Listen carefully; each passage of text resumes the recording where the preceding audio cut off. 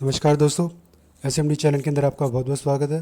दोस्तों, इस वीडियो के अंदर हम बात करेंगे आईएफजीएल कंपनी के शेयर के बारे में। जैसे कि आप अपनी स्क्रीन पर देख पा रहे हैं दोस्तों, ये आज का डेट है 30 सितंबर का। स्टॉक के अंदर 18% से ज़्यादा की तेज़ी आज हमें देखने को मिली थी और आज के दिन ये टॉप गेनर्स की लिस्ट में भी शामिल हुआ था।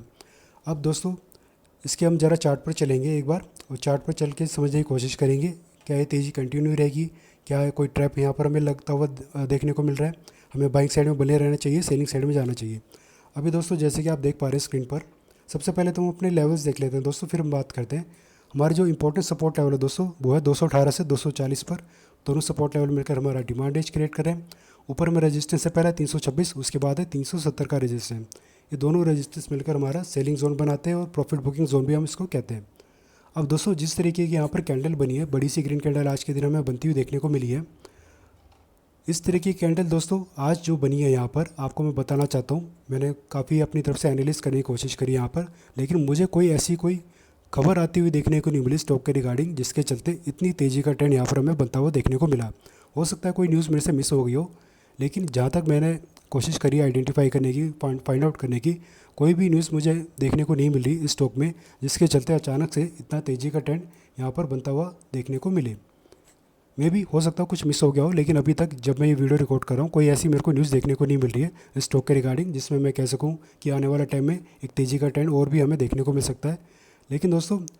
जब भी इस तरीके से कोई कैंडल बनती है, ग्रीन कैंडल बनती है, बिना किसी न्यूज़ के अचानक से बाइंग साइड में पोजीशन बनती हुई हमें देखने को मिलती है,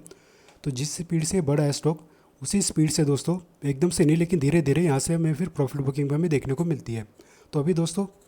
कोई न्यूज़ तो इसमें हमें देखने को नहीं मिल रही है, तो ऐसा लग रहा है देखने में कि ये ऑपरेटर्स के द्वारा लगाया गया एक ट्रैप है। अगर आपने यहाँ पर अपनी पोजीशन क्रिएट करी है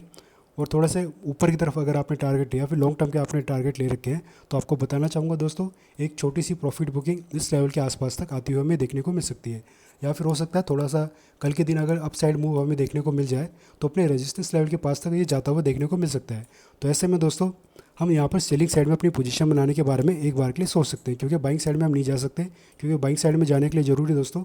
शेयर का भाव अपने सपोर्ट के पास होना चाहिए, क्योंकि अपने रेजिस्टेंस के पास जा रहा है। तो दोस्तों, ऐसे में हमारी जो सेलिंग की स्ट्रैटेजी रहेगी, उसमें हम आरएसआई को यूज़ करेंगे, प्लस कैंडलस्टिक पैटर्न को भी देखेंगे। अभी हमें देखना है दोस्तों, कल यानी कि 1 तारीख से अगर हमें अपने रेजिस्टेंस या फिर सेलिंग जोन के पास देखने को मिल जाता है आने वाले 1-2 सेशन में, और आरएसआई हमारा 70 या 70 प्लस हमें देखने को मिल जाए, जो कि हमें देखने को मिला है आरएसआई 70 पर आ चुका है, लेकिन अपने रेजिस्टेंस से थोड़ा सा दूर है। इसको बिल्कुल रेजिस्टेंस के पास आने दीजिए दोस्तों। जब ये 2 कंडीशन पूरी हो जाएंगी, प्लस तीसरी चीज़ और हम इसमें देखेंगे, कोई बेरिश कैंडलस्टिक पैटर्न यहाँ पर हमें बनता हुआ देखने को मिल जाए। मान लीजिए शूटिंग स्टार कैंडलस्टिक पैटर्न बनता हुआ हमें देखने को मिल जाए डे चार्ट के ऊपर, तो इसकी हाई पर आप अपना एसएल लेकर चल सकते हैं और टारगेट नीचे के आप लेकर चल सकते हैं 1:1, 1:2 के हिसाब से, या फिर जो 200 दिन का मूविंग एवरेज है इसके आसपास तक, या फिर जो हमारा सपोर्ट है पहला 240, इस रेंज के आसपास तक अपना टारगेट लेकर चल सकते हैं। वैसे अच्छा होगा दोस्तों, आप 200 दिन के मूवी एवरेज तक अपना टारगेट लेकर चले। हालांकि अपने सपोर्ट के पास नज़र आ रहा है दोस्तों, पहले सपोर्ट के पास, लेकिन 200 दिन का मूवी एवरेज भी आपको थोड़ा सा ऊपर जाता हुआ देखने को मिलेगा, अगर इस शेयर का प्राइस हमें बढ़ता हुआ देखने को मिलता है अगले 1-2 दिनों में। और अगर दोस्तों ऊपर की तरफ ही नहीं जाता और करंट लेवल पर इसमें प्रॉफिट बुकिंग हमें देखने को मिल जाती है, तो भी आप सेलिंग को अवॉइड करके चले तो ज़्यादा अच्छा होगा दोस्तों, क्योंकि ये बिल्कुल अपने रेजिस्टेंस पर नहीं है, उससे थोड़ा सा दूरी हमें देखने को मिल रहा है। तो ऐसे में दोस्तों, अगर ऊपर ना जाने के बजाय नीचे की तरफ हमें आता हुआ देखने को मिल जाए, यानी कि अपने सपोर्ट या फिर डिमांड रेंज के पास आ जाता है, तो पहले तो हम देखेंगे दोस्तों, जो हमारा पहला सपोर्ट है 240 का, क्या इसका ब्रेकडाउन हो रहा है या नहीं हो रहा है। अगर इसका ब्रेकडाउन कर देता है, मान लीजिए कोई बड़ी सी रेड कैंडल बनी, इसका ब्रेकडाउन कर दिया इसने और नीचे की तरफ क्लोजिंग दे दी, तो अगले 4 से 5 सेशन तक जो भी कैंडल बनेगी, इस सपोर्ट की नीचे की तरफ अगर उनकी क्लोजिंग हो रही होगी, तो ये सपोर्ट हमारा वीक होगा। तो ऐसे में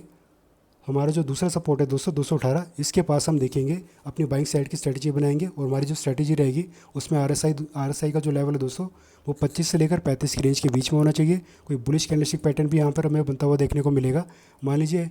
हैमर कैंडलस्टिक पैटर्न ही यहाँ पर बन गया, तो इसके लो पर एसएल लेकर आप अपना टारगेट सेट करके चल सकते हैं ऊपर में अपने हिसाब से, और लॉन्ग टर्म के हिसाब से भी आप इसी तरीके से खरीदारी करके चल सकते हैं, लेकिन अपने एसएल को थोड़ा सा दूर रख के चले लॉन्ग टर्म वाले, या फिर इसको अवॉइड करके भी आप चल सकते हैं लॉन्ग टर्म के लिए।